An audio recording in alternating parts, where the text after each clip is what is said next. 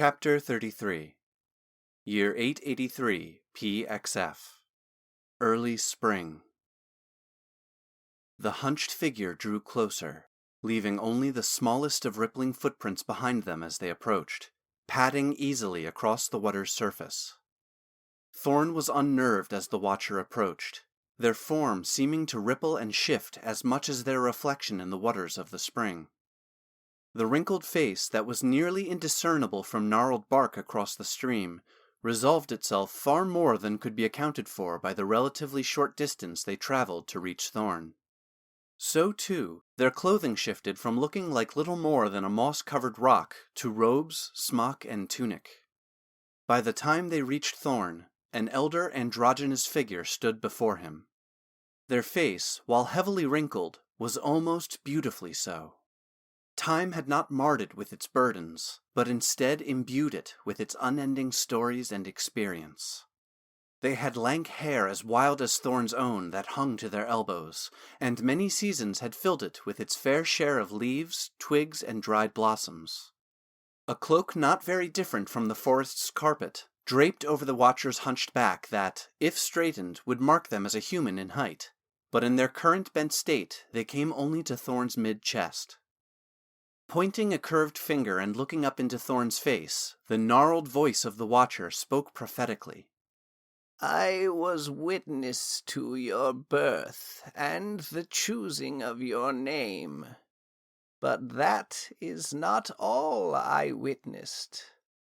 I also saw your twins' birth that day. Thorn would have fallen had his and Riken's boulder not caught him. I have a brother? Thorn questioned, awestruck as he leaned against the boulder for the support to stand. Oh, this was not a twin of flesh and bone. It was a twin of blade and blood and steel, but a twin nonetheless. Thorn felt the blood drain from his face, as any fear he had about the Vermillion blade paled in comparison to this revelation. He wanted nothing more than for the Watcher to stop speaking, to be silent, and never utter another sound, but they continued. At least, when I saw it born, it had neither flesh nor bone. But that may no longer be true. One such as it will always find a host, even while a part of it remains forever bound within you. The last was said with the finality of the grave, the Watcher's voice seeming to reverberate menacingly, even in this open place. Forever bound, Thorn echoed back the Watcher's words. I don't understand. The Vermillion blade's curse is making me younger. Does it somehow... The Watcher interrupted before Thorn's thoughts and words could spin up like a child's top. Hush, child. No one expects you or I to know the whims of the gods, but we can learn to read their footprints, especially when they make sure we are present to witness them. The Watcher motioned over the spring's waters with a staff that seemed to materialize in their hand. Words began to appear on the rocks at the water's edge, sometimes even seeming to etch themselves into the water's surface. The letters were written in a shimmering script the color of the sunset, their forms archaic but legible. To break oath is to be even beyond death, to walk this land as doom to the blight upon it. The Watcher gazed at Talon as recognition and confusion came to him simultaneously. But that's not the curse I saw written on the Vermillion blade as I dove into the spring. It said, to break oath is to be doomed even beyond death, to walk this land as a blight upon it. Perhaps, but this... The Watcher motioned with the staff again. Is the echo of what was imbued in you at your birth, most likely by Casfarian's will. The Watcher continued now as though teaching a lesson. In my experience, gods cannot or will not unmake another's creation, but they often meddle and twist the intent of their brethren, especially when it comes to those they have chosen for a larger purpose. Moving to lean on the boulder next to Thorn, they expanded. Which leads us to you. Most people wrongly believe their walk with the last friend comes at the very end, in the last breaths of their life. But, in truth, it begins much earlier. Once one is no longer growing to adulthood is truly when their walk with death begins. For you, to be even beyond death is to never have begun your walk with the last friend. And that, my child, is where this curse is taking you. The Watcher peered at Thorn with their bottomless eyes to see if there was understanding. But... Thorn had so many questions, but the Watcher chimed in. There are no definites in divine mysteries such as these. The mark of two warring divine possibilities, the curse and Casfarian's binding, shine from you like the sun for those that can see. And I have nothing more I can add regarding the details of that dichotomy. The Watcher paused. However, I believe my summoning here to witness your birth was to tip the board in Casfarian's favor. The Watcher of the Waters moved from where they were leaning on the boulder next to Thorn, and began walking around the spring, motioning for Thorn to follow. They continued speaking as they walked.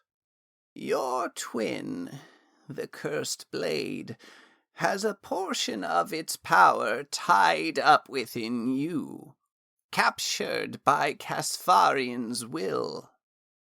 But as Casfarian's champion, you have some sway over its direction. Is the visage you now wear the same as it was in your life before? Or is it a new face, reflective of your new identity? Thorn subconsciously brought his hand to his face as he followed the hunched figure. It is not the same, and it does feel true to who I am now, but I can't say this is what I willed it to be or necessarily what I would have chosen had I known. The Watcher chuckled over their shoulder at Thorn. That is because your form did not conjure itself from some errant wish or fantasy. It is a mosaic of the pieces of your life that are true and real. It is the person you have chosen to be, and that you are still sculpting, now made into flesh by the conjoined God's will, as tenuous as it might be through the web of the divine powers trapped within you. A shadow seemed to pass over the sun, and the light around the spring plunged into that of nighttime instead of midday. The Watcher whipped around, faster than their age should have allowed. But, just as you are influencing the curse, your twin can do so as well. It is the blade's power, after all. If it has indeed found a new master, not only will it search you out to reclaim the part of itself trapped within you, but the strength of its curse will also increase. It may yet undo what you have created as this new person within the protective halls of the dwarves. The Watcher motioned with their bony hand from Thorn's head to feet at the last statement. If it is searching for me and could begin changing me, how do I find it first and destroy it? Thorn asked overconfidently. I am sick and tired of people and things and gods having control over my life. If it means I die in the process, so be it. What sense is there in living my life if it is not mine to live? The shadow passed, and daylight returned to the glade and spring. The Watcher continued their circumnavigation of the spring, tutting Thorn through their teeth. Their prophecy resumed. The deity you serve's power stems from forge and hearth, field and forest. But look around this land. Corruption has diminished Casfarian's presence, a decay of which your twin is only a piece. To face the Vermillion blade on such hostile ground, so devoid of the conjoined god's grace, would be folly. Yet meet it here you must. So I am doomed. Fine, point the way, Thorn said snidely, turning back along the path the Watcher had led him on around the spring. Thorn could hear the Watcher stop and turn behind him, but refused to look back, keeping his eyes ahead. Their strained voice called after him. But will you doom all others as well? As though created out of fog and mist, the shape of Balanon appeared. Thorn, refusing to allow the Watcher to manipulate him, waved his arm through the illusion and kept walking. Next was Nazji's form standing in his path. The Watcher's voice, now seemingly in his head, whispered, Do you think corruption such as this knows borders or kingdoms? The Watcher speaking in his head was far too reminiscent of the voice from Talon's life, and hardened Thorn's will. He did not even bother to wave Naz's form out of the way, but plunged through it head first. Thorn's steps faltered as Osmond now appeared before him. He was older, looking to be almost the same age as Thorn appeared now. He was stalking something with Talon's dagger, the one he had stabbed him with at their last meeting. There was a wary readiness in his eyes, belying an underlying concern and fear. Stop your tricks! Are you Watcher or Witch? You speak in riddles and impossibilities without answers or direction. If you are to help me, then speak plainly. Thorn reluctantly brushed the misty shape of Osmond away with the back of his hand. In answer, the Watcher's voice rippled across the water of the spring. I, like you, am the product of who I serve, the conjoined god. Sometimes of one mind, sometimes opposed, yet bound as one. Friends, rivals, siblings, lovers, the only sin is to pull them asunder. As Thorn returned to the other side of the spring, the last of the Watcher's illusions was there to haunt him. Sitting on the boulder, one arm wrapped around drawn-up knees, the other to the side, drawing shapes with their fingers, was a man's hazy outline. Thorn took a sharp intake of breath at its appearance. This was not the memory from 3 decades ago. The shape was larger than the teenager he had been, and while the details were vague, as the head looked up, Thorn would know the eyes anywhere, the eyes of storm clouds before the rain. Riken! Thorn ran to the boulder, unable to stop himself, but the image of Riken dissolved as though dissipated upon an errant breeze before he arrived. Tell me! Thorn cried out in anguish, collapsing to his knees in the gravel beside the boulder. Tell me what to do! He looked back to where he had left the Watcher, but there was only a large moss-covered rock where they had been. Faintly, rustling through the trees above him, he heard their voice. Begin healing the land. The blade will find you.